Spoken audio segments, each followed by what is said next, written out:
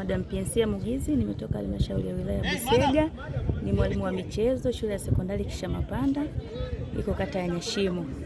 Nimefika hapa Bariadi kwa ajili ya mafunzo ya handball, ya coaching wa handball.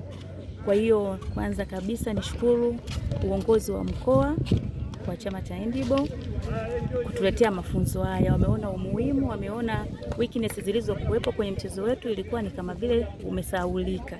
Kwa hiyo tunawashukuru sana uongozi wa mkoa na wilaya kwa pamoja walivyounganika kwa ajili ya kutuletea mafunzo haya. Ushiriki wa jinsi ya kike kwenye masuala mazima ya michezo umekuwa ukiwa kwa kiwango cha chini. Wewe kipi kimekusukuma hadi ukajitoa kwa ajili ya kuwa mkuu wa mwalimu wa mchezo huu wa mikono? Asante. Ni nahisi kwa zamani ushiriki wa wanawake ulikuwa ni shida, lakini kwa karne hii wanawake tumeamka sana, tunapenda michezo, na ukiangalia hata idadi ya washiriki kwa training hii wanawake ni kama vile tuko wengi kuliko jinsia me. Kwa hiyo ni mwamko, ni jinsi tunavyochukulia, tumeona umuhimu wa michezo jinsi ulivyo. Kwa hiyo ndio maana tumefika kwa wingi na tunaendelea kuparticipate, kwa sababu michezo tunajenga afya, michezo inatuimarisha, michezo inajenga urafiki, tunajuana, na hivyo tunaweza kuinua jamii kwa ujumla.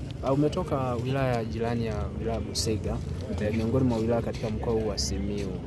Mafunzo haya sasa unayapata, ni kwa namna gani ataenda kuwa chachu na msaada kwa jamii hii unayotoka? Okay, kwanza kabisa nashukuru kwa hilo swali. Kwa jinsi nilivyo participate, mwalimu amefundisha vizuri, tumeweza kuelewa. Kwa hiyo nikitoka hapa moja kwa moja nitaanzia shuleni, nitawaelimisha wanafunzi. Kwanza tulikuwa tunatumia sheria zile za kizamani. Kwanza afu huu mchezo ulikuwa una motivation yoyote, ulikuwa unaonekana kama vile basi tu upo. Kwa hiyo nikitoka hapa nitajitahidi kwa chochote nitakachokuwa nimekipata, nitaenda kukiendeleza, nitaweza kukipeleka kwa wenzangu na nitaweza kuambia faida za handball. Kwanza unaweza kupata ajira, kwanza haina watu wengi, kwa hiyo hamna competition hata kwenye ajira. Kwa hiyo ni rahisi sana, nina imani nitakachoenda kukiongea kule watanielewa na huu mchezo utakuwa pendwa kwa wilaya yetu.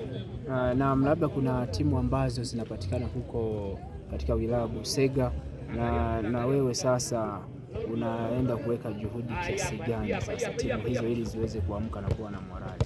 Kwanza kabisa handball ni kwamba ilikuwa sana zilikuwa inachezwa mashuleni, lakini kusema kwamba wilaya ilikuwa ishatengeneza timu ya wilaya tulikuwa hatuna, lakini nawahakikishia nitajitahidi kwa vyovyote vile, kwa sababu nimejua sheria, nimejua umuhimu wa mchezo.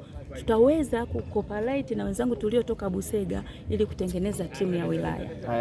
Neno lako sasa kwa wanawake katika ushiriki wa michezo hii, na unawapa wito gani ili kwa ajili ya kuja nao kushiriki kupata elimu hii ya mafunzo haya? Mimi natamka kwa wanawake wenzangu tupende michezo kwa sababu inajenga afya, waje wasijisikie inferior, wajisikie kama wako sawa na wanaume, kwa sababu kwa sasa hivi hakuna kwamba huu mchezo ni wa wanaume, huu ni wa wanawake. Hata handball wanashiriki wote, na ukiangalia nchi za wenzetu sana mchezo huu wa handball wanaoshiriki sana ni wanawake.